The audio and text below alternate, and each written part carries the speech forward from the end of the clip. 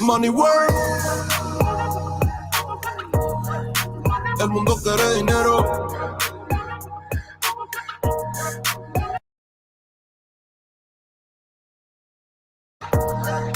Se arregla con dinero. Money work. Si me quiero educar, dormir en algún lugar, un lugar para trabajar, y si no hay para emigrar.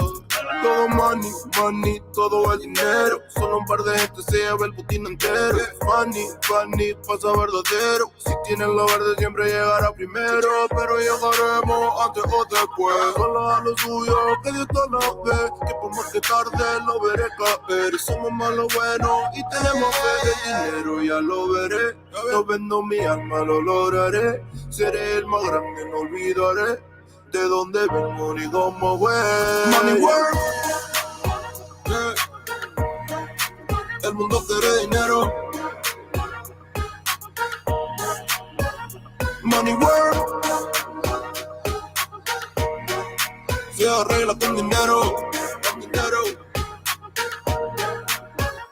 Money work. Yo digo las cosas como son. No quiero ninguna aceptación. Tampoco vengo a pedir perdón porque mis sentimientos se volvieron la canción. Yeah. No me vale mucho como tú me ves. Sabes, tú me llegas solo a los pies. Para mí ser grande es un interés. Ser un buen humano para mí es un deber. El dinero ya lo veré.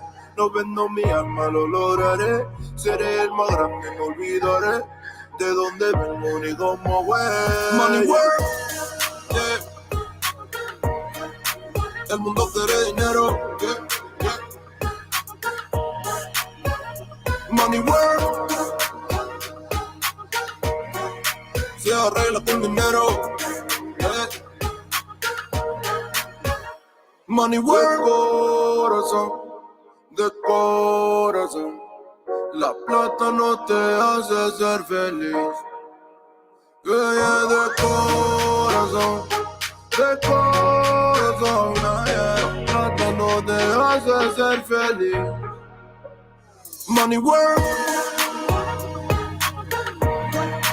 El mundo quiere dinero. Yeah, yeah, yeah, yeah. Money work. Money work. Money work. Money work. Se arregla con dinero. Money work. Lunes. Lunático. All right, mic check. Mic check 1 2. Mic check 1 2. Check this out. Check this out.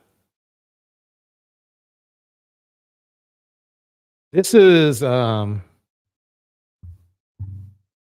Majors. Welcome, Spicy Black Tina, Mistress Newbie in the house.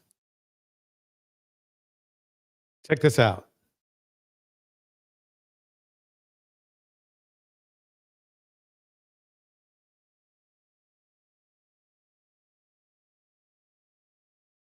Watch. Uh-oh. Uh-oh. That's not good. That's not good at all. What's going on here? What? Okay. Look, wait. Look, he's running. Wait. What? Okay, look. Let me pause this right here for a minute.